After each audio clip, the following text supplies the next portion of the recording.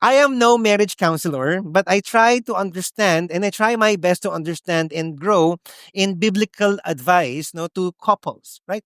And so one thing I am learning is that in marriage, we have to resist stagnation. Can you say that to your spouse? We have to resist stagnation. Sige, how many of you are happily married here? Raise your hands. Okay, pakisabi sa katabi mo, okay? Para marinig ko naman yung mga boses ninyo, di ba? So, we have to resist stagnation. Come on, sabi mo asawa mo. We have to resist stagnation in relationship. That relationship should flow and grow. Okay? By repeating the basics in relationship, we grow deeper.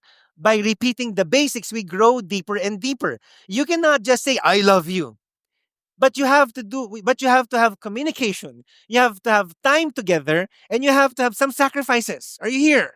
Kailangan meron po yun so that that relationship will grow. And those are basic things. Hindi po advanced yung communication. Hindi po advanced ang time together. And you don't need to go to a school of marriage so that you can have time together. It's basic. Say basic. And also, there are some foundational acts that we need to do in our marriage, like forgiveness, serving one another, and encouraging one another. Han, napakagaling mo naman. Han, napakagwapo mo naman. Kailangan yan ng mga guys. Okay, so we need to do that. Those are fundamental and basic things. And as we go through life, may mga new challenges yan. Like pandemic, when you have a kid, or kids, di ba? Those are new challenges in life. Financial challenges or transition in life. Even though you have milestones in life, you still have to go to the basics. Communicate, time together, sacrifices, forgiveness, serving one another, and encouragement. And as you do the basic, we grow deeper, deeper, and deeper in relationship. Repeat the basic, we grow deeper. That's First John. First John is about repeating a lot of themes and topics there. And one of the topics there was love one another. From chapter 1 to chapter 5, paulit-ulit lang po talaga. Love one another, love one another, love one another.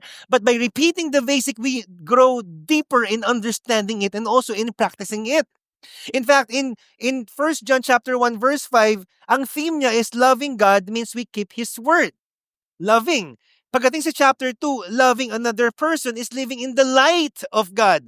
We're not living in darkness anymore. We're living in the light of God.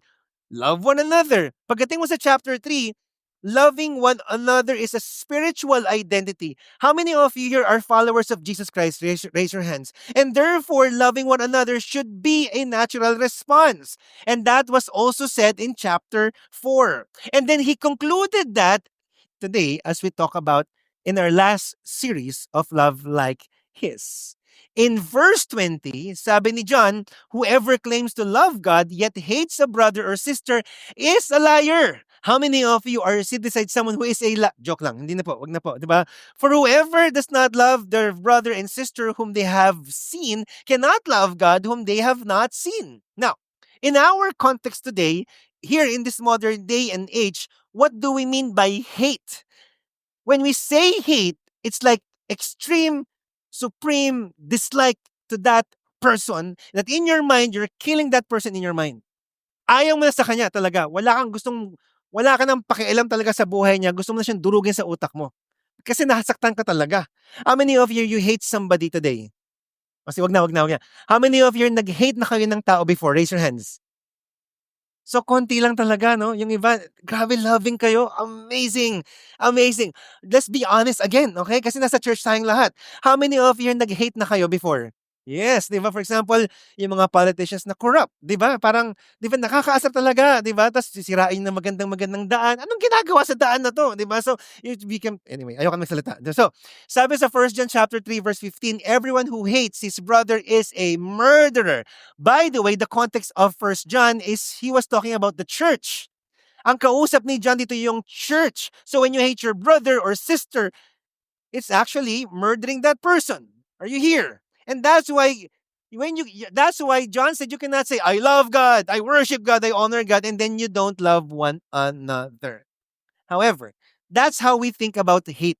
Pero according to theologian John Stott, right, rather, he said there that hate here doesn't always mean active hostility, but can also mean apathy, indifference, or failure to love. What do you mean by apathy? Joke lang, di ba? Di ba? Okay. Alam niyo, ha? Okay, so, when you say apathy or indifference, wala akong pakialam sa'yo, hindi kita iintindihin. It's failure to love. I mean, again, the context is loving one another in the church. But it could also spill over, most importantly, of course, to your family members, your friends, the people around you. Are you here? And sometimes we can be apathetic to one another here. You could be attending the church pero wala kang pakialam sa mga tao dito. Bahala ka, aatin lang talaga ako dito. And sometimes we have a consumer mentality. Basta pastor, i-bless mo ko ng word mo ha.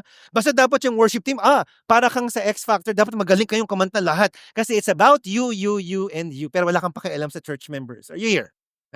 And then another thing about hate here is refusal to love or choosing self-interest over love. It's about yourself. Yung interest mo lang. But you don't want to get out of your comfort zone to serve that person or to love another person. And then it gets deeper. Neglecting or withholding love. Ibig sabihin ng hate. So if that's the meaning of hate in its original form, in Greek form, have we hated someone here before? Have we extended love? Have we withheld love? Have we become apathetic? Or we are just church attendees here? Amazing. Amazing talaga ang word. And then he said, for whoever does not love their brother and sister whom they have seen cannot love God whom they have not seen. Look at the person seated next to you. Nakikita mo ba yan? Look at that person. Mag-participate kayo. Okay, so look at that person. Nakikita mo ba yan? Left and right. Back and forth. You see that person because that's a human being, a live human being. And the Bible says, and John said, if you say you love God, but then you don't love your brother and sister in the context that I said earlier, you cannot say that you really love God whom you do not see. What do you mean by this? What John was saying is this, that the visible expression of God is when you love the person seated next to you. When you're mindful, when you care for that person, when you serve that person, that's the visible expression of God. Because we cannot see God, but the way we can see God here is when we love one another. And so, therefore, not loving others, not getting out of your comfort zone to love that person is more than a relational issue or a personality issue. It's an issue with relationship with God. The question is this, how's your relationship with God today? Is there sin? Is there unforgiveness? Are you walking with God? Because it may be spilling over and that's why we're not loving each other here.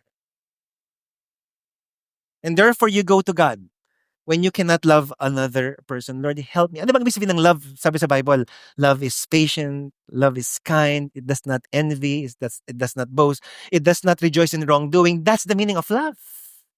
Are we extending that love? Are we extending patience? Are we extending kindness? Are we extending gentleness? That's love.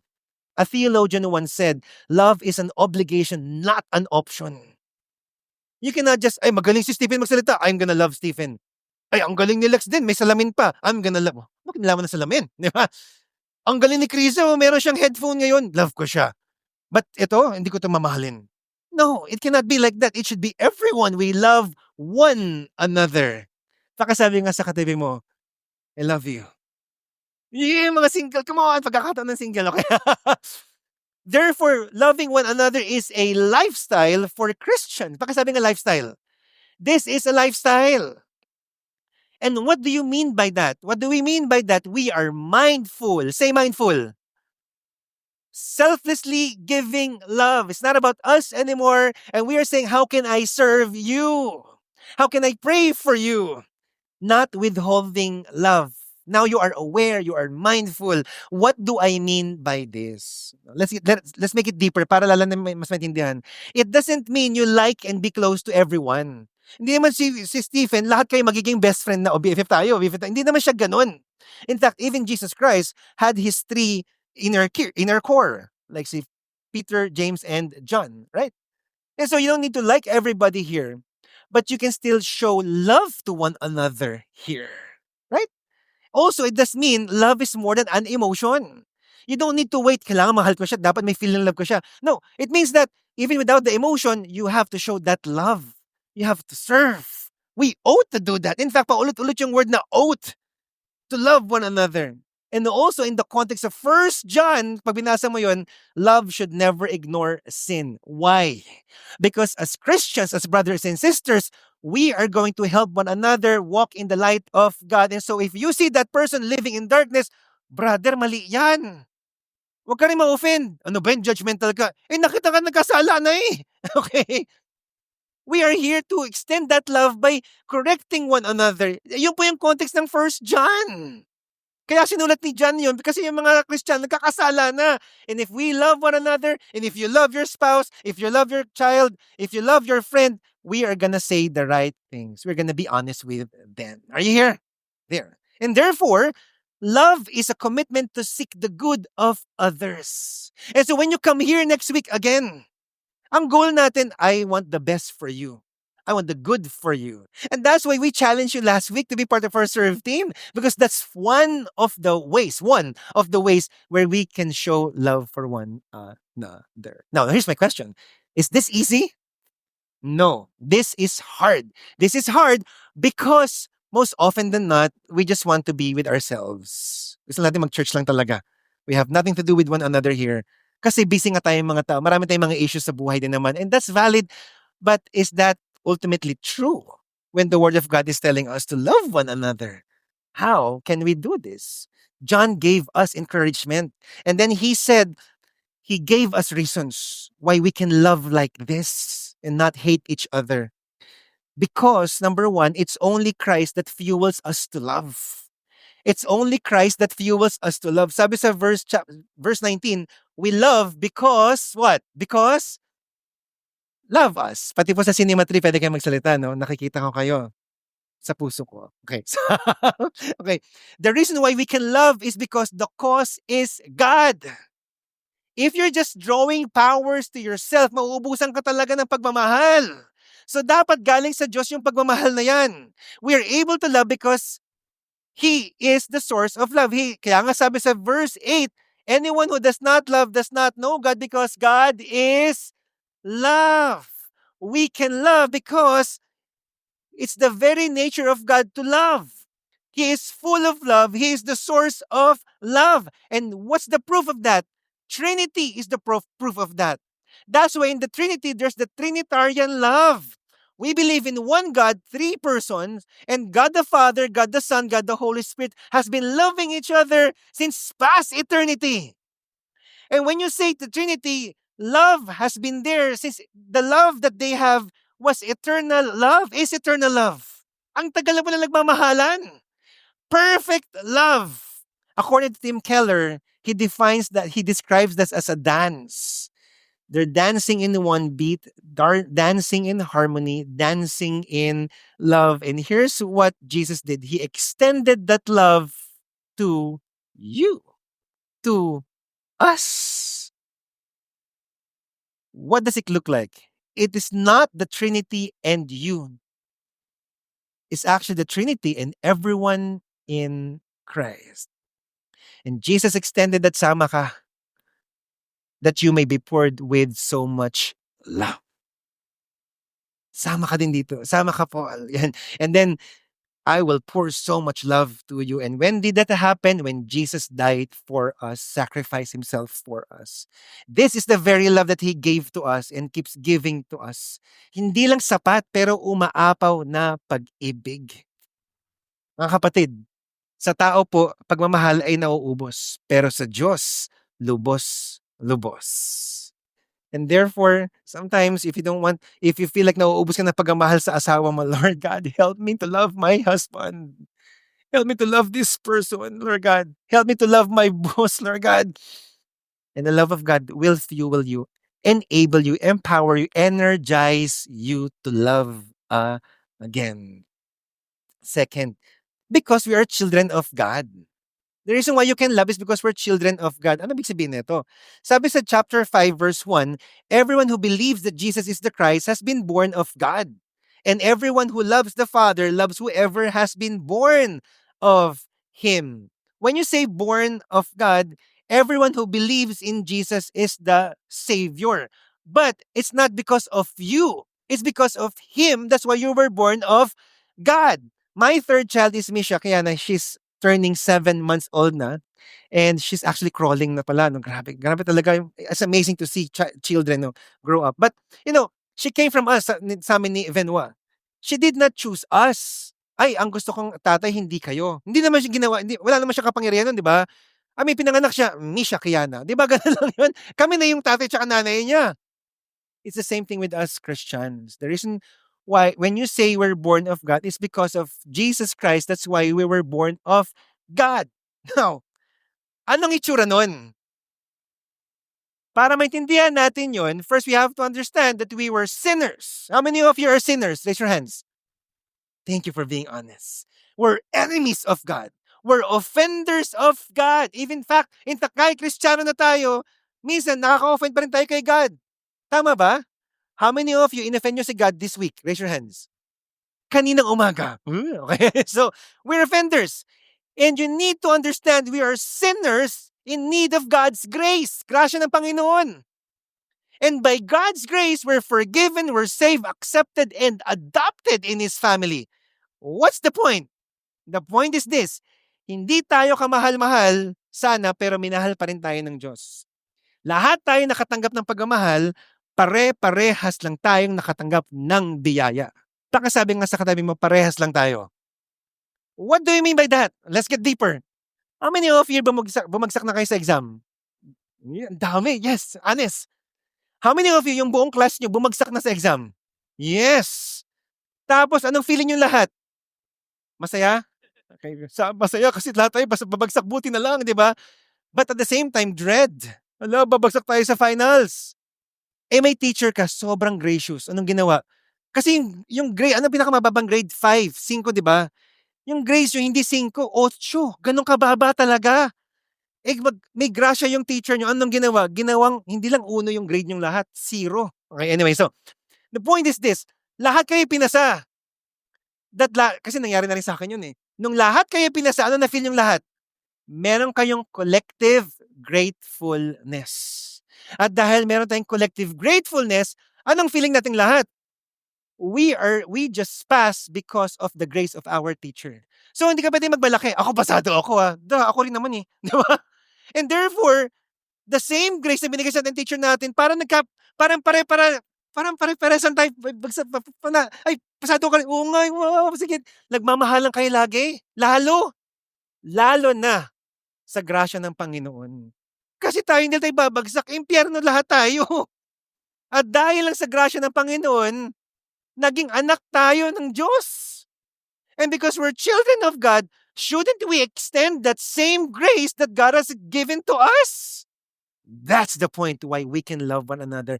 When we understand the gravity of God's grace and love for us, we became children only by God's grace. And therefore, it should be easy for us to say, how can I serve you? What can I pray for you?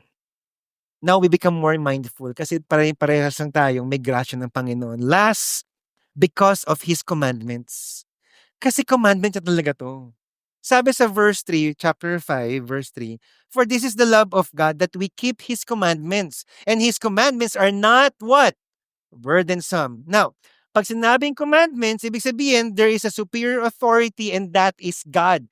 One of the themes sa 1 John is that we're living in darkness before, but now we are living in light.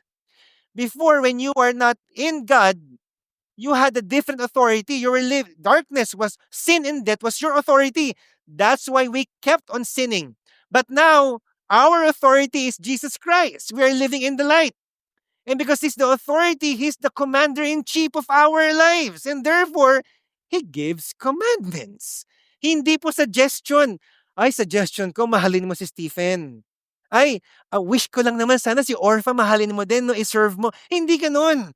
It's a commandment na binibigay ng Lord po natin. Sana maintindihan po natin yun. Can I hear an amen? Yes, di ba? But sometimes, ito yung mindset na kailangan nating maintindihan. Kasi minsan meron tayong mindset bilang mga Kristiyano, ang hirap man sundin ng Panginoon. Ang hirap. Pero meron akong theory. Minsan kasi kaya lang mahirap sundin ng Panginoon kasi minsan mga Kristiyano na may kasalanan. Kasi ang ganda ng commandment ng Panginoon pero minsan dinadagdagan natin ng mga rules natin. Ay, bawal yung ganyang buhok. Ay, bawal yung ganyang suot, hindi kay God yan. Basta wala ka namang makita sa Bible, di ba? Ang ganda sana, pero dinadagdagan, we interpret it wrongly. And so, we keep doing one rule, if may loophole yung rule mo, gagawa ng bagong rule, bagong rule, bagong rule, bagong rule. Naging legalism na. And because of that, minsan sasabihin natin, ay, ang hirap sundin ng Panginoon. Eh, hindi naman yun ang batas ng Panginoon. Ang batas niya, yung nasa Bible, na napakaganda. And sometimes in our day and age, naku, sikat po yung deconstruction. Kasi na-feel mo mali yung nasa church. Because of your feeling, gagawa ka ng sarili mong interpretation na po ngayon. Eh, hindi. Bumalik ka sa word ni God and let God form us. Are you here? The word of God's command is so beautiful. Why? Because it's so wise. It makes you wiser. How many of you merong katabing kailangan maging wiser? Yung asawa niyo. How many of you, ikaw yun, kailangan maging wiser? You go back to God's command. Balikan natin. It's life-giving. And number 3, we have a new heart. Nung na-born again po tayo, sabi si Ezekiel, God has given us a new heart, and in that new heart, yung batas po ng Diyos ang susundin po natin kasi binigay niya po niya sa puso natin. That's why pag naging Christian ka na, you understand, you feel it, di ba? Because somehow, you know that God is moving in your heart. Anak, bawal yan. Anak, huwag mong gagawin yan. Anak, ganito ka dapat makipagrelasyon sa asawa mo. Anak, huwag mo nang replyan yung ex mo. Oh, bawal ba yun? Well, ito sagot ko sa iyo. Wise ba yun? Anyway, so, commandments are so beautiful and the commandment of God is not burdensome. Hindi po mahirap yan. Hindi po mahirap yan. Hindi po heavy yan. We need that. And God is commanding us to love one another because we are in Christ together. We've been saved by grace. God fuels us to love. That's why we can have the joy of obeying Christ, not to gain, but because we already gained. Sige na nga, Lord, magsiserve ako. Magmamahal na ako ng kapwa ko Kristiyano para i-bless mo ko. That's wrong. I'm gonna love one another here. We're gonna love one another here because you have loved me. I have encountered your love. This is my response. So it's not, it's challenging, but it's not impossible. Sabi nga sa katabi, paka-encourage ka na siya, hindi imposibleng mahalin ka. Woo! Really, it's not impossible to love one another here. When God fuels you to love, when that is your brother and sisters, yes, that's your brother and sister in Christ. And also, it's a commandment of God. And when those are the reasons, therefore, you must, last but not the least, you must believe. Say believe. Let's believe. John chapter 5, verse 4. 1 John. For everyone who has been born of God overcomes the world. And this is the victory that has overcome the world. Our faith. Can you say the word faith? Faith. Kung naka Kristo ka na, matagumpay ka na. You're victorious. Baka sabi nga sa katabi mo, you are victorious. Yung may passion. You are victorious. Because you're from victory. Joke lang. Okay, so, you are victorious. You are an overcomer. You are an overcomer, yung matagumpay ka laban sa kasalanan, sa kapangyarihan ng kasalanan, sa consequence ng kasalanan. You are an overcomer. Paul said in Romans chapter 8 verse 37, "No, in all these things we are more than conquerors through him who loved us." Ano bang ibig sabihin ng world dito? Kasi sabi dito, we have overcome the world. Ano yung earth? Hindi po. The meaning of world here, according to theologian John Stott, is here. The world here is the organized system of evil that stands against God and His people. It includes sinful desires, sa atin mismo galing, false teachings, and worldly influences. Sinful desires. For example, yung ikaw mismo, sa'yo talaga galing to, ayaw mo talagang magmahal. Kasi selfish ka lang talaga and you're choosing comfort zone. Ayaw mag-forgive. Are you here? Ayoko magmahal, bahala ka sa buhay mo. Or maybe, Wala ka namang galit talaga, pero talagang comfort zone lang talaga.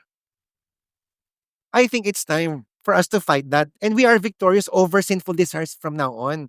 The second is false teaching. Ay nako, ang daming false teachings ngayon. For example, truth is whatever feels right for you. And you call that relativism. In relativism, what is right for you, what is true for you may not be right or true for me. That is wrong. Because there's absolute truth, and the absolute truth is the word of God. Are you here? So you cannot just believe, follow your heart. Ang ganda ng pagkakasabi sa social media eh.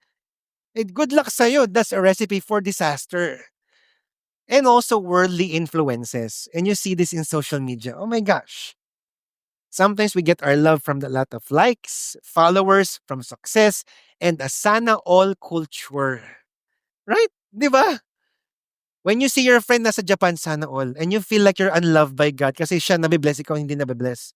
And so you cannot give love anymore kasi the world is influencing you and a whole lot more. Nakita mo lang sa social media, pinaniwalaan mo na. You go back to the word of God. The world is like a water current. The water current is just so strong. You could easily be swept away. Paniwalaan mo yun. Baka di ako makita sa camera. Okay, so, swept away. Okay, so, hindi siya gumagalaw eh. Okay, so, you could be swept away because of our selfish desires. Puro tayo lang, tayo lang, tayo lang. Sometimes false teachings, sometimes worldly influence. But the word of God says, how many of you are glad that in Christ we are an overcomer? Come on. We are an overcomer. And therefore, we have to fight it in our minds. Hindi magmamahal ako. Sometimes there is a temptation, ako lang uunahin ko, but we can still give love because it's a command of God. I'm a child of God and God fuels me to love and therefore kahit na yung water current ang lakas, hindi magmamahal ako. Because I am now a new creation. And you can do that by what? By faith. Say faith. That's why it says there, and this is the victory that has overcome the world, our faith. How are we saved? By grace through faith. By grace through faith. How many of you nagpray kayo dati? Lord, I pray for provision ng pandemic. By faith, Lord, you will provide for me. And then guess what? God provided for you. By grace through faith. Some of you here, meron kayong mental health issue. And Lord God, help me with my anxiety. Help me with all my worries. And by faith, Lord God, I am free. And then you have experienced the grace of God, the peace of God. And it's the same thing with loving one another. Lord, by faith, I believe in your word. I will love the person seated next to me. I will love my brothers and sisters. And what do you do with faith? You put faith into what? Action. You put faith into action. And the good news is this. It's God who gives us the faith to believe in Him. So, yun naman bait kay God eh. Siya pa rin yung mauuna. Something so hard to forgive. Really so hard to forgive and understand the person. Lord, by faith, help me, Lord God, to love that person once more. And as you step out in faith, grabe yung supernatural grace and power for you to love that person once more. So therefore, to live a lifestyle of loving people by faith, we just have to keep on loving people. And how do you do that? How do you do that? Asayan, how do we actually do that? Ang gagawin natin? Maybe, it's high time that we become mindful of each other here. Tama ba? We become aware of what's happening here. Some of you have been here for 2 years. Thank you for being loyal attendees. But we're not called to be attendees. We're called to love one another and therefore involve yourself in the church. And sometimes what you can do is just to pray to one another here. Some of you matagal na kayo dito, serve the church. Serve God in the church. I mean, seriously, if you have a talent for music, be part of the music team. Correct one another if need be. Eh baka may issue na yan, kausapin mo na talaga. Help one another, be mindful, or maybe help us evangelize Santa Mesa because that's a form of loving people. Or maybe help us in campus ministry. Lag-flag ng campus ministry. And by faith, believe that you can extend love. And therefore, as I end, loving one another is ongoing reliance and trust upon Jesus Christ. When we have a hard time loving each other here, I'm going to ask God, thank you for the love. Now help me to love one another beyond my emotion, beyond my personality, beyond my issues. Lord, help me to love another person. We know that we can do that on our own, but by God's grace, we can rely on His power for us to love one another. And when the world sees us loving one another, sila mismo maa-attract doon. Kasi we demonstrate the love of God to each other. Parang nandyan yung Diyos. And really, they cannot see God, but the visible expression of God is when the church love one another, help one another, pray for one another, extend help to one another. The world will see, yan palang ibig sabihin pag na kay Kristo. And you know what? It will be easier for us to preach the gospel to them. And before you know it, how many of you are in faith? We can reach thousands of people here in Santa Mesa. Come on. And before you know it, we'll have our own building one day. Come on. Okay? All right. So let's love one another.